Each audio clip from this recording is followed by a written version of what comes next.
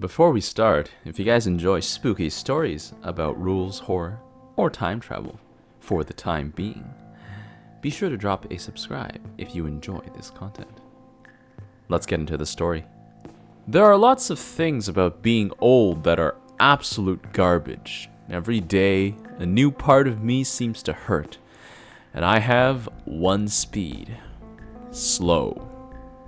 But there is also a sense of liberation. I finally feel free to tell the truth. After so many years of being tormented by lies, I can't begin to tell you how good this feels. The first lie, the one that began it all, came in a small, windowless room in an anonymous-looking office block. I was fresh out of film school. I was ambitious, bursting with ideas. I was ready for success. I was also thousands of dollars in debt. I needed a job, and when I saw an advert for a filmmaking role, my depressing visions of stacking shelves or serving burgers and fries faded away. It was described as working with a new company based in a city near my home. The starting salary was sweet, more than enough for me to begin digging myself out of my financial hole, and candidates had to have experience working on documentaries. As I sat in that small room, I thought of the film scripts I had written, of the dramatic short I had directed, of the way my imagination had always been praised by my mentors. I was all about the fictional. The door opened and two men walked in. They both wore beige suits and neither had a necktie. I could not decide if I was overdressed or underdressed in my denim shirt and skinny black tie. They thanked me for coming today, and beige suit number 1 began the interview by asking, "How would you sum up your filmmaking?" "Well," I replied, "I'm all about the documentary." He smiled. Oh, I was acing this. Beige suit 2 then asked, "Can you describe your most recent filmmaking project to us?" I thought back to my short. Girl meets boy. Boy meets alien. Love is strange. Then I answered, "I recorded the life of a young man over the course of 24 hours. I wanted to show the truths that society forces men to mask, their insecurity, their pain, their weakness." I was pretty pleased with that off-the-cuff fiction. I gave myself a 9 out of 10. It looked like both beige suits were impressed. Beige suit 1 asked, "How long was the finished film?" Beige suit 2 followed straight after with, "Is there anything you did not include? Any truths that were too raw?" Thinking on all 10s of my toes at once, I went right back to them with 90 minutes and no. Their faces fell as one. 2 mouths drooped, 2 heads leant forwards, and both made notes. Damn, I thought. What had I said wrong? 90 minutes was long for TV, but would be acceptable in an independent cinema. Must have been my second answer. I smiled, putting myself on the other side of the imaginary camera for once, putting my acting skills to the fore, and said, "Well, of course, the truth is relative." One eyebrow perked up, followed by another.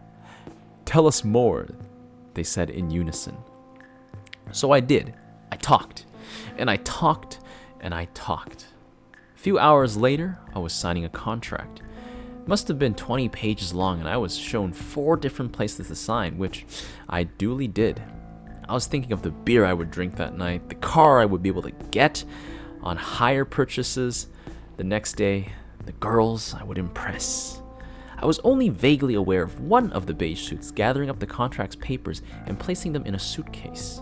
He had left one sheet on the desk. Helpfully, I picked it up and held it out to him. He shook his head. "That's your copy," he said. "A reminder." I grinned as if I knew what he was talking about, and after shaking hands, I left holding my piece of paper. I read it on the bus back to my apartment for something to do. It had my signature on the bottom.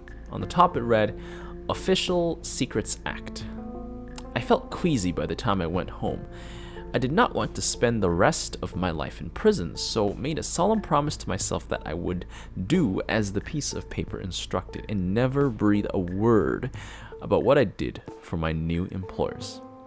Not sober, not drunk, not trying to impress even the prettiest girl into bed. My lips were sealed no matter what I was asked to film. No problem here, I told myself, and began to drink.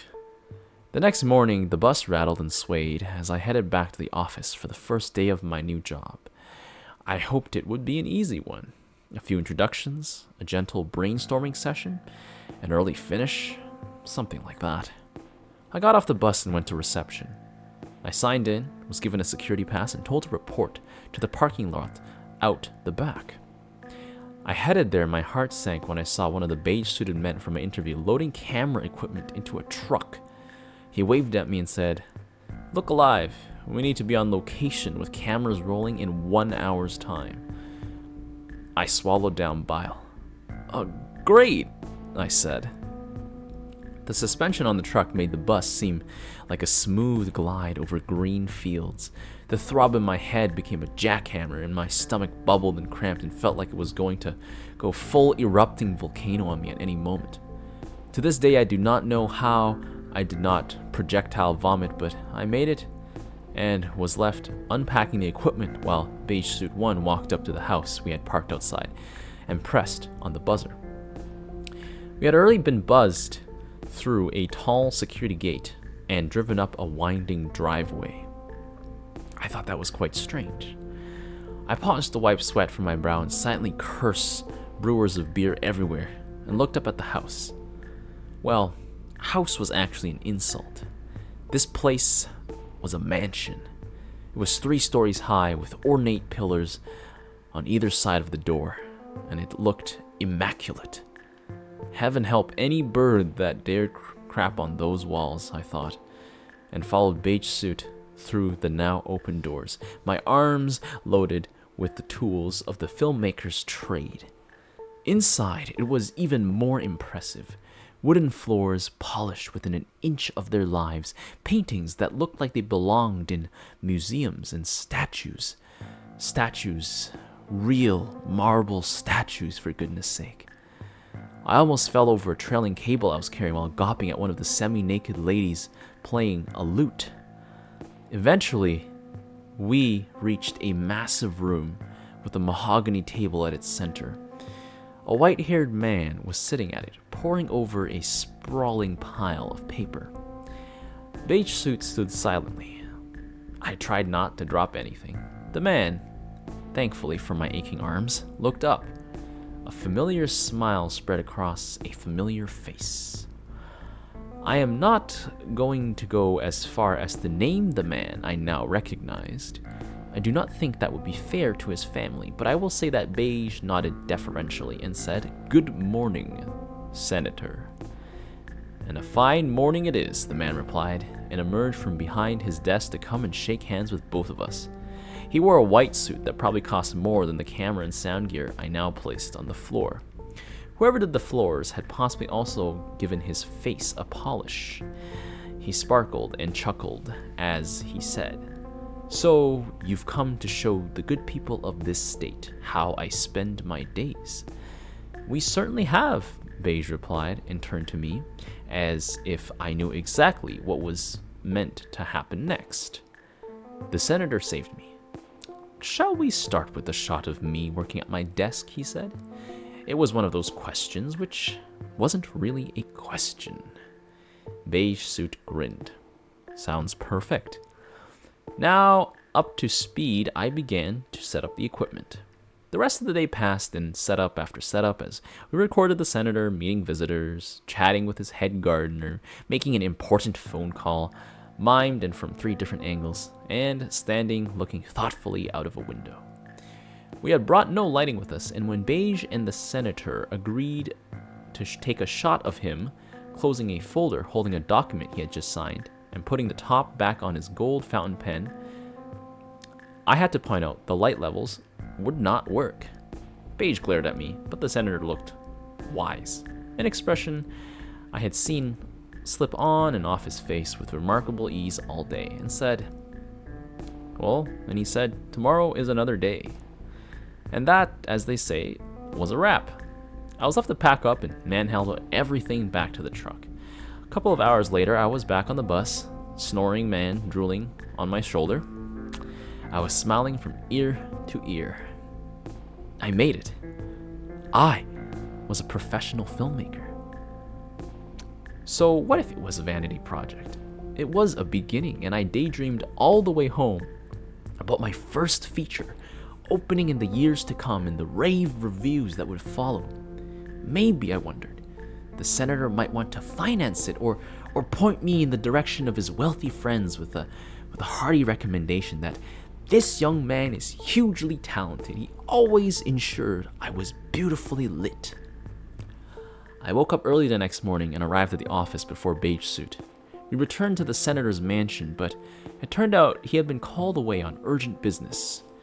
We took some exteriors while we were there and then set off for the next assignment. As we headed along roads I did not recognize, I asked Beige Suit what we would be filming. Channeling the senator, he looked sage as he replied, "Son, one lesson about working for the government is not to ask questions. If you need to know, when you need to know, someone will tell you. Makes life much simpler, I assure you." To tell the truth, stupid as it makes me look, I had not realized up to that point that I was working for the government. The Official Secrets Act document I had signed had not specified this, and my head had been packed with too many other things to work it out for myself. The new startup in the advert had been baloney then. Not a problem, I decided, because I was a professional filmmaker now. What sweet words those were. After about 30 minutes, we left the main road and followed a track through verdant countryside until we pulled up next to a small river. "We need to get a series of close-ups of the water," Beige Suit told me. "We want to capture its natural beauty." "Can do," I answered, and got out the equipment. The water was crystal clear and rich with darting fish. The sunlight glinting off its surface was perfect. I gave Beige Suit a thumbs up and shots in the can. We were soon back on the move. We stayed on quiet roads until we reached a high wire fence topped with curling steel barbed wires. An armed security guard stepped out of a booth and asked to see our ID before opening a gate to let us in. From bucolic to barbed wire, I thought, but I kept my mouth shut. No questions, I remembered. We passed through 2 more checkpoints before we reached our destination. I recognized it from news articles. It was a new power plant funded with multi-millions from the government.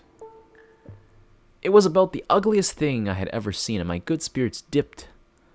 I was asked to film a series of exteriors. Next came an interview with the plant manager, conducted as he took us on a tour of the insides of the concrete and steel monstrosity.